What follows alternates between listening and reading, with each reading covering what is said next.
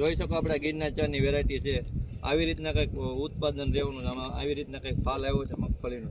નાનો પોપટો કેવડો આવે છે એ પણ તમને બતાવી દઉં. તો આવો પોપટો છે ને આમ ભરાવદાર થઈ ગયો છે. પાકમાં તો આવી છે પણ હજી થોડીક વાર લાગશે એટલે દિવાળીએ પાકી જશે.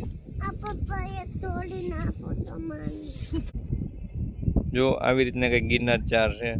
આપણે ઊભી છે ગિરનાર ચાર. એક રેન્ડમલી ગમીને છોડવો પણ તમને બતાવું કઈ રીતના મગફળી થઈ છે. કંઈક મગફળી છે અહીંથી ઉપાડું છે નીચે.